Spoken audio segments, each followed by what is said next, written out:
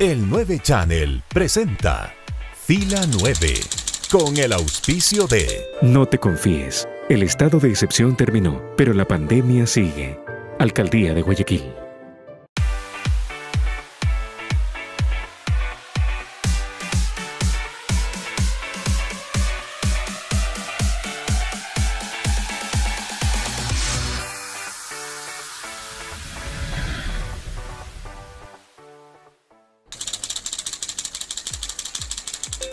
Y como cada martes, nosotros arrancamos un nuevo encuentro en Fila 9. Bienvenidas y bienvenidos todos. Gracias por acompañarnos a través de la señal del 9 Channel. Roberto, ¿cómo estás?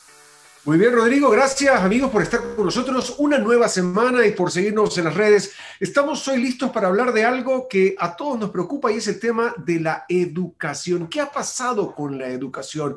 Mucho se ha hablado del tema de estar desde la casa y que ya vamos a volver al cole y el cole y la casa y el cole y la tecnología y no hay acceso, no hay computadora, no hay teléfono, no hay internet, sí hay. Es decir, todo este proceso que hemos vivido en este año de pandemia y todavía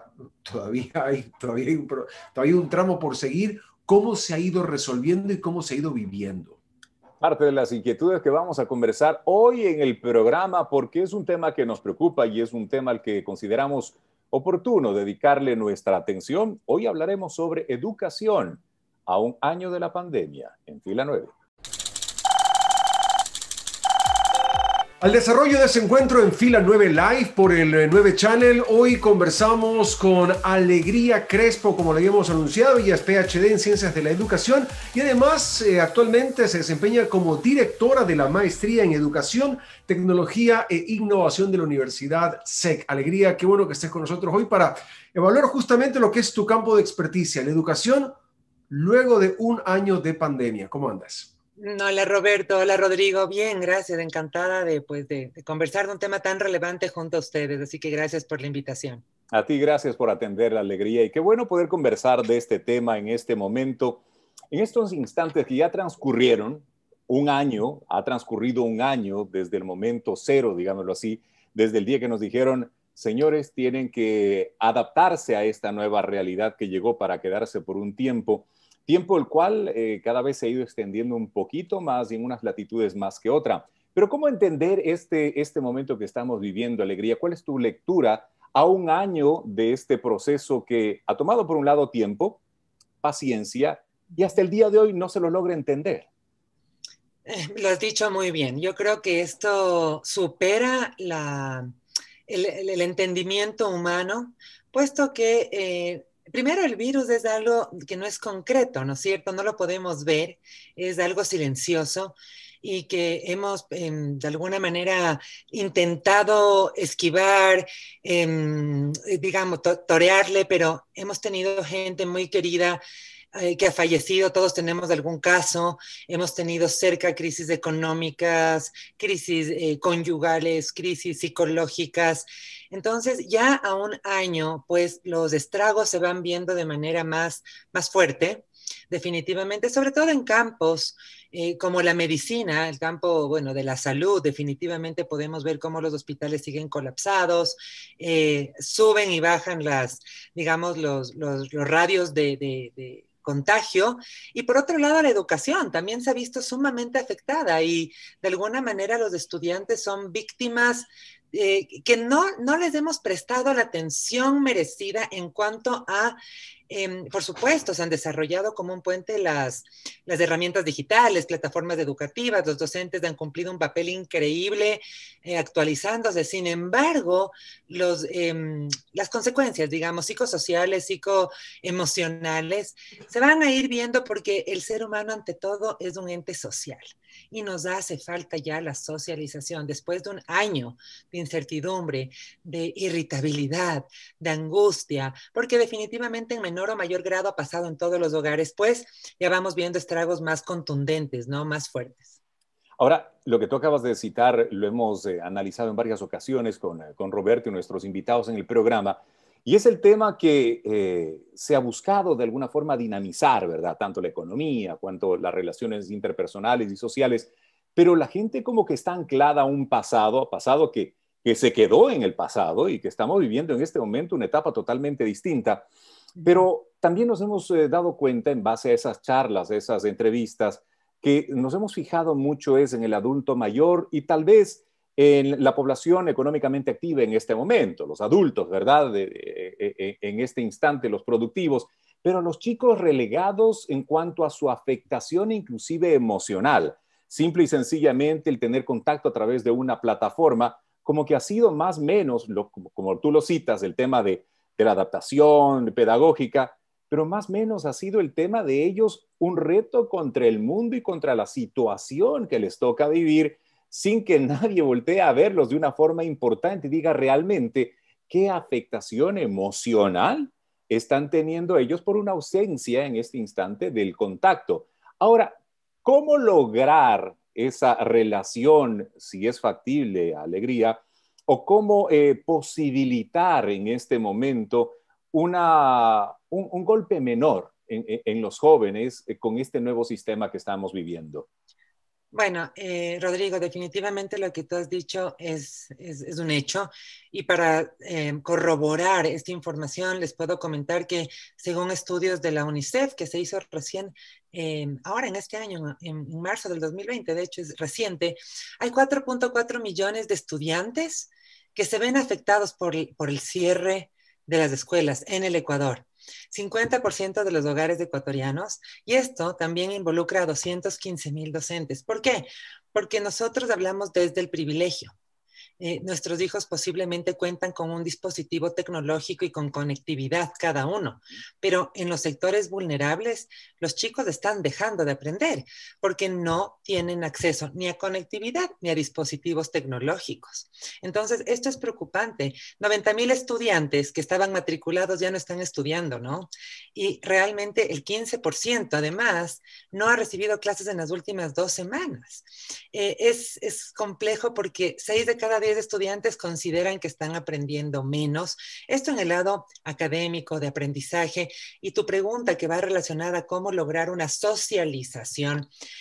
No hay nada como la presencialidad. No hay nada, no hay rival. Definitivamente la educación online, el teletrabajo, estos medios han llegado para quedarse y los podemos ver como una herramienta sumamente valiosa para continuar el proyecto educativo. Pero llega a un punto de preocupación, puesto que por un lado hay adicciones ya patológicas de la tecnología, los chicos pasan metidos, sobre todo los adolescentes, ¿no? En el celular. Las reuniones con sus amigos son a través de plataformas de Zoom o de House Party, de estas apps que hay para poder comunicarse.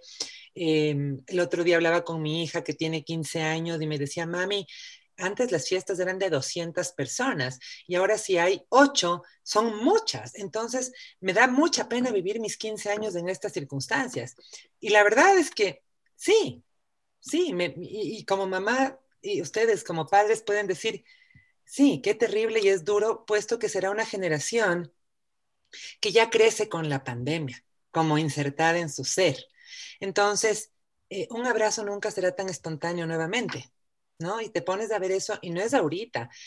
Todo el aprendizaje de un año nos quedará como rezago por precaución, además, por muchísimos años más. Yo Hasta estoy... que toda la población esté vacunada, ¿no? Alegría, con respecto a la parte psicológica, es innegable las fisuras que estamos empezando a ver, que están quedando, estas cicatrices en cada una de las familias. Pero frente a la educación, en el caso ecuatoriano, una malla curricular que ya venía siendo discutida, que ya venía siendo analizada, que tenía que cambiar, que tenía que innovar, que tenía que ser mucho más acorde a la evolución del tiempo. Hoy, si antes estaba desactualizada, hoy quedó desactualizadísima. Entonces, Sí. ¿qué es lo que cómo ves tú el presente / futuro de la educación? Bueno, mira, Roberto, yo creo que tomándolo de alguna manera positiva y resiliente, creo que esta pandemia puede ser la mayor transformación educativa del siglo. Okay. Y eso me alegra, porque estábamos estancados en un sistema educativo caduco, basado en una escuela prusiana, una escuela tradicionalista. A ver, hay cosas de la escuela tradicionalista que yo rescato profundamente, como el respeto a la autoridad, que veo que se ha ido muchísimo, la disciplina, el orden. No se puede satanizar a la escuela tradicional, pero hay otros aspectos como no motivar a la creatividad, querer ciudadanos que sean innovadores, pero que no motivas desde la escuela. Y tú a un niño, cuando le dices que no puede hacer tal chiste porque se está saliendo del orden del día, o que no puede proponer tal experimento, le vas cortando la creatividad. Entonces, definitivamente, la malla curricular debe dar prioridad. Si queremos emprendedores, si queremos gestores de conocimiento, pues definitivamente, por un lado, la creatividad, a espacios de experimentación, de aprendizaje colaborativo, de habilidades blandas, de estudiantes autónomos que puedan decidir por sí mismos. El sistema de evaluación es súper rígido y con un 5/10 a un estudiante lo puedes de alguna manera enterrar en cuanto a su propia seguridad. Entonces, yo creo que definitivamente, y además estamos en un año electoral en el cual habrán cambios definitivos en los organismos gubernamentales, pues se tiene que tomar esto muy en cuenta. A mí me preocupa en cuanto a que realmente tomará, fíjate, Finlandia le ha tomado 3 décadas el cambio y el paradigma educativo.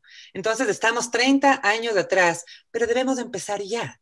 Debemos empezar ya. Por otro lado, solamente fíjense esto, el 25% de la población de estudiantes siente que entiende lo que lee, tiene comprensión lectora, comparado con el 40% de Latinoamérica, ¿no? Y si te pones a ver un Alemania, Suecia, es un 95%.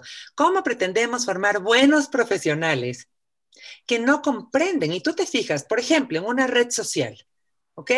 Tú pones un tweet, por decir, y la gente lee por partes, sin el contexto total. ¿Me explico? Por eso soy fundadora del Club del Libro 20, que está a su disposición para leer más. El país necesita ser más lector. Lectura selectiva. Bueno, entre eso, claro, y para la anécdota, hay mucha gente que dice hoy que se lee más que antes, producto de que la gente pasa leyendo la chismografía en Twitter. Pero la chismografía, pero no literatura de peso. ¿Me lector explico? de redes. Claro, es lector de redes. Ya no me acuerdo, pero uno, si no estoy mal, recorre 4 kilómetros de páginas así de scroll todos los días. Ahora, sí, el principio de la lectura es esa. Tú al principio aprendes a leer para luego poder leer para aprender. Esa es hacia allá deberíamos ir. Y ahora, en este proceso de cambio, en este proceso en el cual las tecnologías nos han obligado a vivir en estas circunstancias, como tú bien lo decías, no a todos. ¿Cómo vamos a poder ajustar esa brecha del conocimiento en un país como el nuestro? ¿Qué alternativas tú crees puedan ser prácticas para poder acortar esa brecha entre los unos que cada vez se rezagan más del poder aprender y por lo tanto poder tener mejores oportunidades en la vida? Es una pregunta súper interesante porque ahora vamos a tener una educación híbrida y debemos ir hacia allá. Es decir, las tecnologías han llegado para quedarse, pero debemos tener esa presencialidad, por ejemplo, en educación física, en todo lo que es motriz, en la parte artística. Por tanto, debe ser un país que invierta realmente en todos los dispositivos tecnológicos, en computadoras, en conectividad, para empezar por eso. Luego en políticas públicas sostenibles, ¿no? No podemos cambiar cada ministro que viene a distintas políticas públicas en educación, sino tener algo a largo plazo sostenido en un sistema que se revalorice al docente por sobre todo, que se le pague bien, que tenga buenas vacaciones, que no se sienta una persona que no es valorada, porque se fijan ustedes, y el director de orquesta de esta pandemia ha sido el docente, que ha convertido su dormitorio, su sala, su cocina en un aula para mantener a sus estudiantes aprendiendo a medida de lo que se puede, ¿no? Entonces, realmente tenemos un desafío importantísimo, muy grande. Creo que la educación híbrida va a llegar, ya estamos poquito a poco adentrándonos en eso. Por otro lado, ir pensando en un regreso progresivo y paulatino, voluntario, ojo, voluntario en mayúscula, de los chicos, poquito a poco, ¿no es cierto? Poquito a poco, porque si no, se van desarrollando síndromes psicológicos de mucho miedo a la realidad, a salir. Hay un síndrome en específico que se llama el síndrome de la cabaña y va juntando síntomas de ansiedad, ¿no es cierto?, de angustia, de miedo, porque solo quieres estar en tu casa. Y les debe pasar a ustedes, a Sí, quienes están viendo hoy. Este fin de semana salimos un rato con los chicos y claro, el rato que me ven a mí que por alguna razón, por el calor o algo, me quito la máscara, me quedan viendo con cara de, o sea, mis propios hijos, me quedan con cara de, o sea, tienes que cuidarte, y yo me la vuelvo a poner y sigue sudando, ¿no? Pero están con ese temor de no acercarse a tocar a otra persona, no acercarse a nada, no coger nada del piso, no tocar, es decir, tienen ya un chip cambiado, ¿no? De miedo. Y sobre todo depende del hogar del que vienen, porque si tienen padres tranquilos, padres que han explicado, padres que les van informando y que son ejemplo a través de sus actos y de sus acciones, pues no hay problema. Pero si tienen padres que son aprensivos, asustados, que se pasan viendo noticias, que están conectados solo al celular y que no les prestan real atención a los hijos, pues fíjate en lo que vamos a terminar. Entonces, se ha incrementado mucho además la tasa de agresividad o agresión intrafamiliar, porque la gente anda, veme y no me toques. Ya estamos todos cansados, irritables, agresivos, y te puedes dar cuenta en el tráfico, en la fila del banco, en el supermercado, cuando alguien está yendo en la vía contraria, como todo el mundo le dice, ubíquese señor, ¿qué le pasa? Póngase la mascarilla y todos estamos como alteraditos, ¿no? Entonces, esto va afectando sin duda a una sociedad que de por sí ya estaba decepcionada, ya estaba cansada. Y una sociedad que, más allá de un tema de popularidad en lo que voy a decir o no, una sociedad que también ha sido cuestionada en cuanto a sus temas de organización, ¿no? O sea, es indiscutible que no precisamente es un sello inconfundible de buenas prácticas en términos generales. Ahora, no somos disciplinados. Yo quiero hacer referencia a un tema que acabas de topar, Alegría, y es una pregunta que te la dejo planteada para luego de una pequeña pausa, porque nos vamos a un pequeño corte en Fila 9, pero es el tema de cómo ha trabajado y cómo ha funcionado el sistema educativo en esta temporalidad. Me refiero particularmente a que ciertos chicos más vale lo han tomado por un lado espectacular, que normalmente en la educación tradicional o convencional que teníamos, pues no despuntaban, y más bien con la llegada de plataformas, ayuda tecnológica, distanciamiento de los centros escolares, la cosa ha cambiado. Quiero topar ese tema al volver aquí en Fila 9. Excelente. Si ves que alguien no se lava las manos al llegar de la calle, díselo, pídele que se las lave. Usamos tapabocas, pero no para quedarnos callados. No te confíes. El estado de excepción terminó, pero la pandemia sigue. Alcaldía de Guayaquil. Autorización número 0289. CNE, Elecciones Generales 2021. Ahora, cada semana, las entrevistas de Fila 9 Live las podrán ver y escuchar a través de Diario La Hora, con la conducción de Roberto Rodríguez Reyes y Rodrigo Proaño. Los esperamos. Si ves que alguien no respeta el distanciamiento ni usa la mascarilla, díselo. Usamos tapabocas, pero no para quedarnos callados. No te confíes. El estado de excepción terminó, pero la pandemia sigue.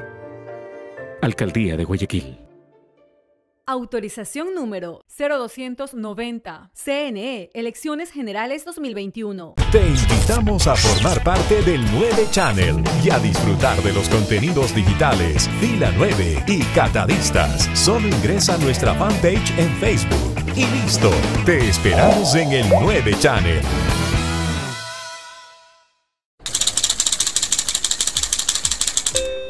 Y continuamos en Fila 9. Hoy estamos conversando con Alegría Crespo Alegría, es PhD en educación, en ciencias de la educación, y es directora también de la maestría en educación, tecnología e innovación de la Universidad SEC. Ahora, Alegría, lo que te decía hace un momento antes de irnos al pequeño corte, ha habido chicos que se han adaptado muy, pero muy bien a este sistema, o no sé si es adaptación o simple y sencillamente que es el tema de estar cercanos a casa. ¿O qué pasó con el uso de las tecnologías que han despuntado? Y en la educación como la conocíamos, realmente como que estaban retraídos o un poquito incluso hasta a la sombra. ¿Qué pasó con ellos? ¿Cuál es la lectura que tú tienes? Porque no es uno, conozco varios casos y la gente lo dice, bueno, los míos en cambio funcionaron. ¿Qué crees tú que es lo que sucedió? Ay, son varios factores. Yo no creo que podemos generalizar para nada. Por un lado, las inteligencias múltiples, ¿no es cierto? La teoría de Howard Gardner, gran educador de Harvard, que nació en el 82, esta teoría, contempla pues que habrá quienes se manejen mejor a través de las plataformas. Pero creo que en su generalidad, Rodrigo, los estudiantes están cansados. Habrá por ahí aquel chico que tiene, por ejemplo, un déficit atencional y que entonces se concentra en la pantalla, ¿no es cierto? Y le va fantástico. Pero habrá quien tenga por decirte, un trastorno de hiperactividad, ¿no es cierto? Entonces, sentarse mucho tiempo y hacer educación física con el profesor gritándole ahí en la pantalla que salte, llega saltos de payaso, no va con él. Entonces, sí, por supuesto, en todos los casos hay ventajas. Habrá quienes son súper tecnológicos, que tienen mucho interés en la robótica, en la inteligencia artificial. Son chicos que son nativos digitales, entonces no es lo mismo que nosotros que somos generación X y nos tocó adaptarnos. Y me alegro tanto de haber sido generación X y de haber retrocedido el cassette con el lápiz de Stadler y de ser paciente y perseverante, porque el inmediatismo ahora es aterrador. Entonces, quiero saber esto ya. Déjame ver la edad que tiene George Clooney al Google. Espérate, o sea, la vida requiere más perseverancia, más paciencia. Me preocupa, está bien que haya casos de éxito. Y por ejemplo, en esos casos, yo cito algunos, en el tema del bullying, por ejemplo. En el tema del bullying, muchos chicos están felices de no retomar contacto y no ha sido uno, han sido varios que se han hecho evidentes, ¿no? Lo que tú dices no es un tema de generalización, pero sí han sido situaciones que tal vez pasaban a la sombra, que en este momento esos chicos se sienten potenciados y se sienten tal vez, no sé cuál es tu perspectiva, pero es como que se sienten resguardados. Pero justamente, y ahí te hago una acotación, acabo de sacar un artículo en el cual hay un estudio, bueno, de una empresa de estas de marketing y de estudios y de investigación, una española, IDTH, que dice que el discurso de odio ha aumentado en el 70% a través de redes sociales y de plataformas. Entonces, el cyberbullying o ciberacoso está ahí silencioso, calladito y sigue. Entonces, posiblemente ya no está el niño expuesto físicamente, pero ojo, hay casos de grooming, que es cuando un adulto se hace pasar por niño para acceder a otro niño joven, ¿no es cierto? Hay casos de sexting con contenido sexual, ¿no es cierto? Entonces, tenemos un montón de enemigos también a través de las plataformas y es muy importante que estemos conscientes, porque los papás dicen, no, es que yo respeto la privacidad de mi hijo. ¿Cuál privacidad? Tiene 11 años. En serio, anda y revísale las redes sociales, mira con quién está interactuando. Sé el salvador de un posible cyberbullying o ciberacoso. Entonces, no hay filtro que proteja a nuestros chicos con todo el acceso de las plataformas. Bueno, en los colegios en general habrá mucho más control, pero no es en todos los colegios tampoco y no es en todos los hogares. Entonces, por supuesto, aquel niño que se iba al colegio o a la escuela y tenía riesgo de que le peguen o le insulten, ya no lo tiene presencialmente y por último apaga la computadora o apaga la cámara. Pero hay un ciberbullying muy silencioso que sigue ocurriendo y como te digo, el discurso de odio en redes ha aumentado en el 70%, lo podemos ver tranquilamente en redes sociales, por favor. Hoy en día no se puede poner que el sol es amarillo porque vas a recibir un montón de ataques por lo que digas. Creo que en niños y en adultos. Entonces, ojo con eso, ojo avisor con eso para realmente no permitir y no caer nosotros en ese juego ni nuestro día. Yo ahí quiero preguntarte algo, Alegría, en base a tu experiencia, porque esto nos centramos en chicos que están en edad de colegio, digamos, hasta los 18 años que son mayores de edad, porque ahora con ese tema del respeto y la libertad y no me coartes, no me limites, entonces tú le estás entregando las herramientas tecnológicas si tienes la capacidad de hacerlo para que el chico esté ahí enfrentado a Dios sabe qué dentro de las redes sociales. Ahora, ¿hasta dónde uno puede meterse? ¿Hasta dónde un padre puede meterse con un chico, un caso de 15, 16 años? Tú me acabas de contar que tienes una hija de 15 años. ¿Hasta dónde te metes? Está el chico metido ahí en el computador, préstame, déjame ver. ¿Cómo generas un control? ¿Cómo lo desconectas de ese mundo? Porque lo que tú vas a tocar es cierto y es muy grave. El chico en un momento salía del colegio físicamente, llegaba a su casa y tenía un entorno de paz, estaba desconectado. Hoy no. Hoy tú mismo te encargas de enchufar la tecnología para que atienda clases y además por ahí mismo va recibiendo todos los ataques. Sí. Y sabes que también, además de eso, hay una sobresaturación digital y una adicción. Ya hay una adicción a los dispositivos tecnológicos, porque además de su forma de socializar a través de los dispositivos tecnológicos. Entonces, creo aquí que nosotros somos una generación de papás sándwich.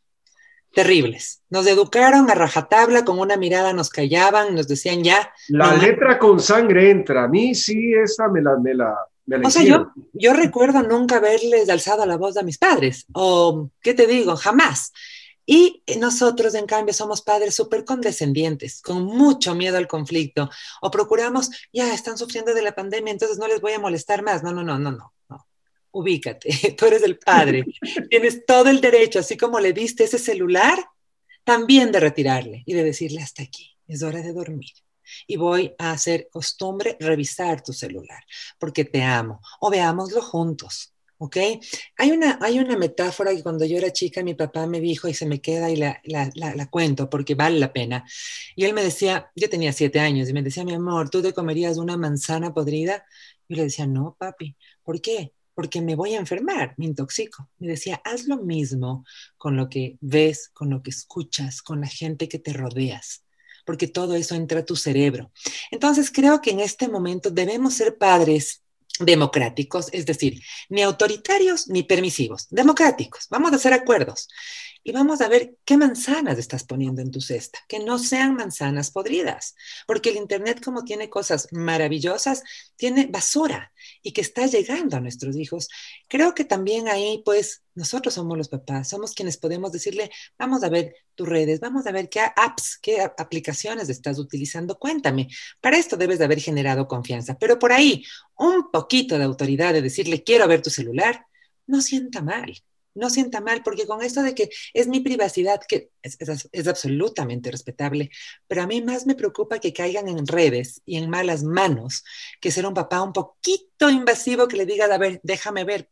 Por ejemplo, con mi hija tenemos el acuerdo que ella me pregunta, mami, esta persona me está pidiendo seguir en Instagram.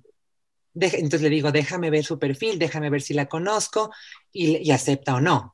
El contenido que ahora podemos ver en redes y sobre todo en las redes que usan nuestros chicos, TikTok, Snapchat, Instagram, es de terror. Hay cosas maravillosas y hay otras que ya realmente es una sociedad hipersexualizada, si te pones a ver. Entonces, ¿qué hijos quieres criar? ¿Aquellos que se coman manzanas podridas o aquellos que se coman manzanas sanas? A partir de eso, el discernimiento, la confianza, y sí, tú eres el padre y la madre y tienes la autoridad para hacerlo. Así que, ojo con eso, ¿no? Totalmente de acuerdo contigo. El nivel de exposición que tienen los chicos hoy por hoy es realmente bárbaro. Si alguna vez nos sonrojamos con letras de canciones, años atrás, hoy mejor ni menciono con los géneros y las letras que se pueden... Yo les digo, quítame eso, quítame, ¿qué es eso? ¡Qué horror! ¡Quita! Ponme Bad Bunny, you know. Claro, es terrible, sí. Realmente es terrible. Yo quiero finalizar de mi parte, Alegría, bueno, primero agradeciéndote por estar con nosotros en el programa y también planteándote una inquietud. Mencionabas hace un instante el salto que ha tenido, por ejemplo, la educación de Finlandia. Hablas como de un proceso de 30 años. Nosotros en Ecuador tal vez retrocedimos, no sé si 30, pero retrocedimos mucho en esta época al hablar de la pandemia particularmente, pero comparativamente hablando en un proceso que ya venía detenido o un proceso que se lo consideraba atrasado, comparativamente hablando con el contexto global. ¿Cómo nos situamos ahora en Ecuador? Por un lado, comparativamente hablando con el mundo en temas de educación, pero por otro lado, educación pública frente a la educación privada también, los accesos tecnológicos, los niveles de posibilidades, lo que tú decías hace un instante, dentro de este privilegio que nos permite la vida, pues la brecha como que se ha ampliado. Sí, y es increíble lo que mencionas, ¿no? Por un lado, uno piensa que la educación, y eso es lo que yo he querido creer y por eso escogí esta profesión hermosa y noble, es una herramienta increíble para... Como decía Mandela, ¿no? Es el arma más poderosa que tenemos para cambiar el mundo. Pero resulta ser que también se puede convertir en una herramienta que fortalezca la brecha y separe a los quintiles, ¿no es cierto? A la gente con posibilidades y a la que no tiene posibilidades, a la educación pública de la privada. Entonces, aquí sí pues cabe ya hacer un llamado muy grande a los candidatos y a los planes gubernamentales para que la inversión principal sea en salud y educación. A partir de esas dos columnas vertebrales estará bien, el país estará mejor. Lo demás viene por añadidura. Tener 50 estudiantes por aula, no tener cupos para todos, tener un docente, unidocente en las zonas rurales con 60 chicos desde los 6 hasta los 14 años. ¿De qué estamos hablando? Y te digo, yo he tenido la oportunidad, por ejemplo, de hacer charlas y capacitaciones en Manabí. ¿Ok? Pero, por ejemplo, Esmeraldas es la provincia más atrasada en educación y realmente te das cuenta cuán lejos estamos de una equidad educativa. Entonces, sí hemos retrocedido, por supuesto, pero depende de nosotros tomar el toro por los cuernos y decir, ok, hemos retrocedido, pero ahora vamos a estandarizar el currículo, ¿no es cierto? Vamos a tener conectividad a nivel nacional en todo el territorio, capacitación a los docentes, ¿no es cierto? Y pues ir poquito a poco, porque este es un proceso largo, esto no va a ser de la noche a la mañana, pero tenemos ciertos parámetros, políticas públicas, conectividad, profesores capacitados y cupos para todos los alumnos. A partir de eso podemos hablar pues de una evolución y no de un sistema masificado que saque un perfil de egreso porque aprobó cualquier materia, sino porque desarrolló su pensamiento crítico, porque es creativo, porque es innovador, porque es autónomo. Entonces, estamos lejos de eso. Suena un poco utópico, pero no podemos dejar de creer. Yo quiero seguir creyendo y pues me paso capacitando y estoy justamente, como les comentaba, ahora abrimos la maestría en Educación, Tecnología e Innovación en la Universidad Internacional SEC, dirigida por mí, para seguir formando a nuestros profesores y que sepan cómo comunicar, porque a veces los profes ni siquiera saben cómo comunicar a través de la cámara. Ustedes son comunicadores, yo también, tal vez nos sentimos más cómodos, pero para un profesor que estuvo solo en clases presenciales, tiene que empezar desde la manera en que vocaliza, en que usa su voz, en su expresión facial, en las habilidades blandas, en todo lo que es de empatía, liderazgo, escucha activa. Es decir, realmente nuestra misión en este momento como sociedad es volcarnos a la educación, como padres, como profesores, como organismos internacionales, ¿no es cierto? Y como organismos gubernamentales, sector privado y público. Tenemos que volcarnos todos. Para mí es la única salida, porque si no, no le veo real esperanza a un país que está decepcionado y además con índices de inseguridad súper, súper altos, ¿no?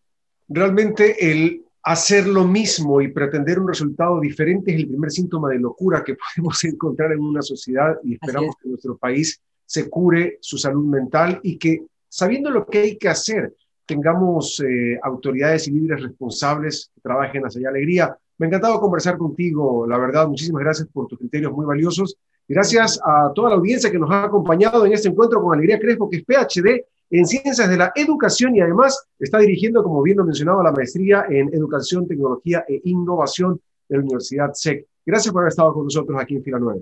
Encantada, me ha encantado conversar con ustedes y sobre todo darle importancia a un tema tan importante que es la educación. Así que gracias Rodrigo, gracias Roberto y siempre a las órdenes. Qué gentil alegría. Hasta una próxima ocasión. Cuídense. Chao. Chao. Gracias. Si ves que alguien no se lava las manos al llegar de la calle, díselo. Pídele que se las lave. Usamos tapabocas, pero no para quedarnos callados. No te confíes. El estado de excepción terminó, pero la pandemia sigue. Alcaldía de Guayaquil. Autorización número 0289. CNE, Elecciones Generales 2021. Ahora, cada semana, las entrevistas de Fila 9 Live las podrán ver y escuchar a través de Diario La Hora, con la conducción de Roberto Rodríguez Reyes y Rodrigo Proaño. Los esperamos. Si ves que alguien no respeta el distanciamiento ni usa la mascarilla, díselo. Usamos tapabocas, pero no para quedarnos callados. No te confíes. El estado de excepción terminó, pero la pandemia sigue. Alcaldía de Guayaquil. Autorización número 0290. CNE, Elecciones Generales 2021. Te invitamos a formar parte del 9 Channel y a disfrutar de los contenidos digitales Fila 9 y Catadistas. Solo ingresa a nuestra fanpage en Facebook. Y listo, te esperamos en el 9 Channel.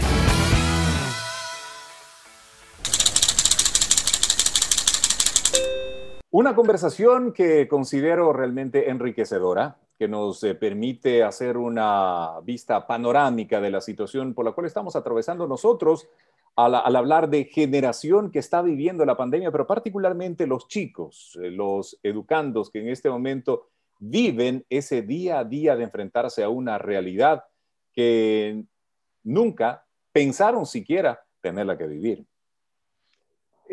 Hoy nos enfrentamos a situaciones distintas, a una realidad diferente y tenemos que irnos acoplando. Y en el caso, como lo decíamos con alegría del tema ecuatoriano, bueno, si la brecha se venía alejando, lo que tú decías, bueno, si nos hemos alejado de Finlandia 30 años, hoy es el momento de dar ese gran salto, de ya no ir por la curva lenta del aprendizaje, sino ubicarnos en temporalidad del hoy, aquí, el ahora. Y de tratar de igualarnos a nivel de procesos, de mallas curriculares, de forma del desarrollo de la generación del pensamiento de las personas. Hay una fábula que me gusta mucho, que es la que reúne al mono, a la jirafa y al pez, y a los tres los invita el profesor de la clase en la selva a subir al árbol. Entonces, si tú no puedes subir al árbol, realmente eres un mal animal y no mereces estar en la selva, pues la educación cambió, el mundo cambió y tenemos que irnos puliendo cada uno de nosotros en nuestras destrezas, en nuestras habilidades. Ecuador, Latinoamérica, tierra de emprendedores y de emprendimiento, hay que saber potenciar esas individualidades de las personas. De acuerdo. Y también de acuerdo con lo que dijo Alegría a la parte final también de nuestra entrevista, y es el tema de entender que necesitamos un liderazgo que definitivamente, como país, decide este liderazgo sacar adelante el tema educativo, el tema salud, bueno, tantas necesidades que tiene nuestro querido Ecuador, pero voltear a verlo allá como la siembra necesaria para un futuro mucho más prometedor. Ojo que le estamos apostando a sembrar en las generaciones que en un futuro serán las que manejen los hilos de este país, y qué mejor que apostarlo desde la educación y no permitir que esa brecha cada vez vaya ampliándose más y más y hacer ese hueco tan profundo que no tenga por dónde realmente volverse a llenar algún momento. Bueno, volteemos a ver a la educación. Realmente es lo importante en este momento. Gracias, como siempre, a nuestros buenos amigos de Extrema FM que amplifican nuestra señal en el centro del país, semana a semana, de Fila 9 Live y del Nuevo Channel, y a quienes se siguen sumando a nuestra comunidad en Facebook, en nuestro canal en YouTube, en el Nuevo Channel, y nos siguen en nuestras cuentas también de Twitter e Instagram. Pendientes de los estrenos que tenemos en el 9 Channel. Y pueden configurar a propósito los recordatorios dentro de su computador en la fanpage del 9 Channel para que le lleguen los avisos cuando vayamos a estrenar ya tanto Fila 9 cuanto Catadistas. Muy atentos con eso y con el uso de la tecnología. Nos encontramos en una próxima oportunidad a través del 9 Channel con Fila 9. El 9 Channel presentó Fila 9 con el auspicio de... No te confíes, el estado de excepción terminó, pero la pandemia sigue. Alcaldía de Guayaquil.